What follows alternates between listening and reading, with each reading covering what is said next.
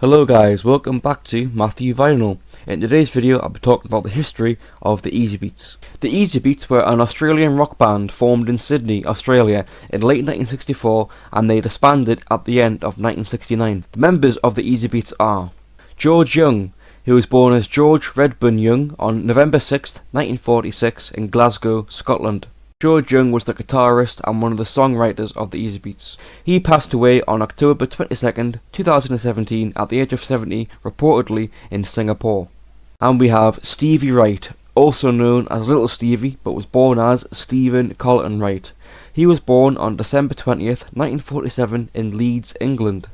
Stevie passed away on December 27th, 2015 at the age of 68 in Mayura, New South Wales, Australia. And we have guitarist and songwriter Harry Vander, who was born as Johannes Hendrikus Vandenberg on March 22nd, 1946 in Voorburg, Netherlands. He is currently 78 years old and resides in Australia. And we have bassist Dick Diamond, who was born as Benjamin Adrian Henry Vanderslice on December 28th, 1947. He was born in Hilversum, Netherlands. He passed away on the 18th of September 2024 at the age of 76. And for the final core member of the Easybeats we have Snowy Fleet, who was born as Gordon Fleet on August the 16th, 1945. He was born in Liverpool, England, and he is currently 79 years old and he resides in Australia. The Easybeats formed at the former Villawood Migrant Hostel, later renamed the Villawood Detention Centre. The families of the band members spent their first years in Australia housed at the Villawood Migrant Hostel in the early and mid 1960s. The Easybeats began their career in late 1964 at the little-known teen hangout Beetle Village, located in the basement of a pub at the Taylor Square on Oxford Street in Darlinghurst, Sydney. The band was inspired by the British invasion spearheaded by the Beatles. The Easybeats quickly rose to become one of the most popular groups in the city. Real estate agent turned pop music entrepreneur Mike Vaughan took over as their manager. Through his efforts they were signed to contract with Albert Productions, one of Australia's first independent record production companies. The company was established by Ted Albert, whose family owned J. Albert and Sons, a prominent music publishing company.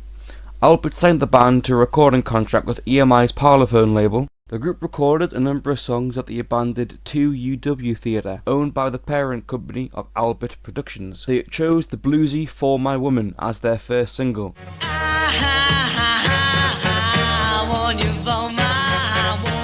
It was picked up by local radio stations in Sydney and it proved to be a minor hit, reaching number 33 on the Australian charts. The band's follow-up single, Wedding Ring, released on August 26th, 1965, was also a hit, reaching number 7 in the Australian charts. They then released their first LP called Easy. It's one of the earliest albums of all original material that was written by an Australian rock group. Most of the songs were written by the songwriting team of Stevie Wright and George Young. There was a few tracks written by Vander and Young and also one track written by the whole band. Easybeats' next single was Sad, Lonely and Blue.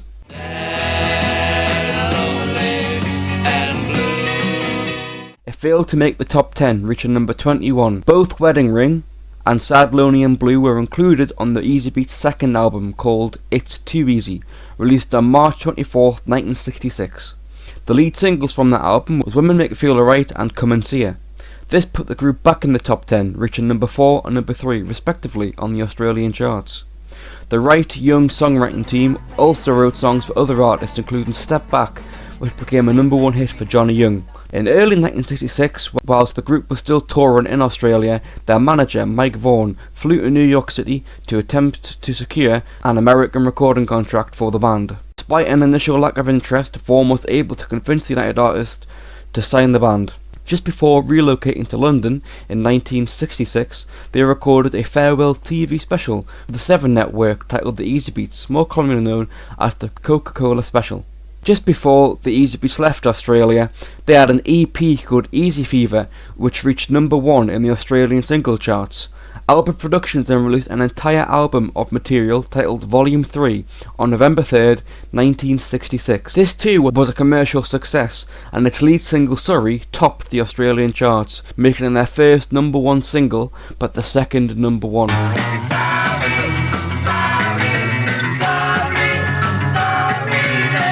After the Easybeats arrived in London in 1966, they recorded a number of songs with Ted Albert at EMI Studios, later named Abbey Road Studios. These were deemed unsuitable by United Artists, and Albert was removed as producer.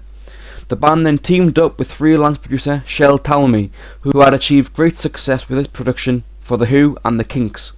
United Artists also felt that the band's songwriting was too unsophisticated for the competitive UK market. The label had already released the Right Young composed song Come and See Her as a single in the UK. It was backed with Women Make You Feel Alright, and the single flopped. It is now a rare collector's item. George Young then had to come to the hard choice of not writing any more songs with Stevie. He then approached Harry Vanda, and they agreed to write the band songs from there on, thus creating the legendary Vanda and Young, Australia's Lennon McCartney. After auditioning several songs for Shel Talmy, it was Friday on My Mind that caught the producer's ear as their next single. The band recorded the song with Talmy at IBC Studios London in September. Friday on My Mind was released in the UK on October 14th, 1966.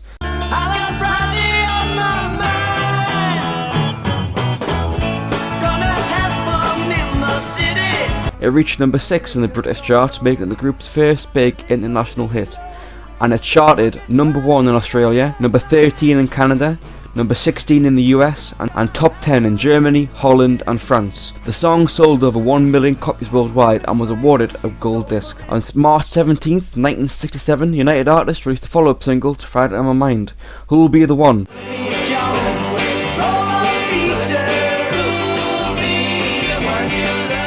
It was a commercial failure and did not make the British charts, although it was number 14 in Australia. The Easybeats then toured Europe in support of the Rolling Stones. During this period, the band would be filmed by Australian director Peter Clifton for a proposed documentary. The film was then called Easy Come, Easy Go. The documentary was lost for almost 42 years.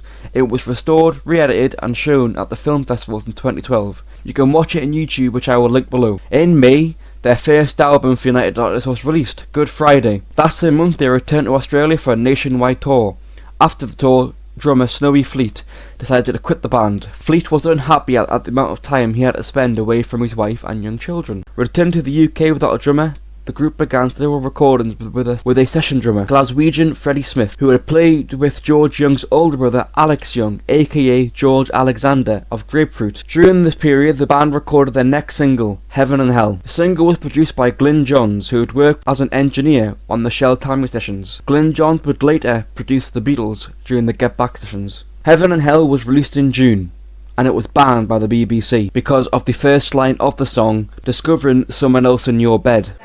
Is knowing that your face has gone red, discovering someone else in your bed. In the US, it was edited and replaced with discovering that her love has gone dead. Is knowing that your face has gone red, discovering that her love has gone dead. In Australia, it reached number 8. It failed to chart in Britain and also failed to chart in America. After an extensive auditions in London, Tony Cahill became the Easybeats' new drummer. Tony Cahill was born on December 20th, 1941 in Australia, and he passed away in 2014. Tony Cahill was formerly of the Purple Hearts. Their next single, Falling Off the Edge of the World, which was recorded in New York, the single received moderate airplay in the US but did not chart. The band returned to London and continued to work in the studio with their next single, The Music Goes Round My Head.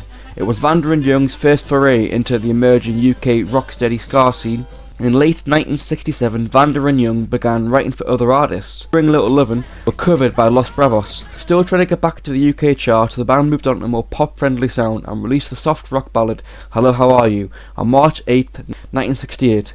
The plan worked and the song reached number 20 in the UK charts. In May, the band finally released their second album, Vigil, or Falling Off the Edge of the World in the US. The album was a mixture of the current singles and new recordings and outtakes from the scrapped 1967 album. Those two songs recorded the abandoned LP, Land of Make Believe, and Good Times were released as singles. The baroque pop ballad Land of Make Believe was released in the UK on July 5th and in Australia on 18th of July. Failing to chart in the UK, but it did reach number 18 in the Australian charts. The B-side to the Australian single was the next UK single, Good Times, released on September 13th. Good Times Again failed to make the chart in the UK. An often told story of the song is when the track was released on broadcast on the BBC radio, it was heard by Paul McCartney on his car radio. McCartney apparently rang the station immediately to request a repeat of the song. The song featured Steve Marriott of the Small Faces on backing vocals and Nicky Hopkins on piano. In November, Albert Productions released the B-side to Good Times, the instrumental track Lay Me Down and Die, as a single in Australia. The single was slammed by critics and it would only climb as number 59 on the Australian charts, the lowest charting single to date. Through late 1968, formerly tight-knit band began to drift apart.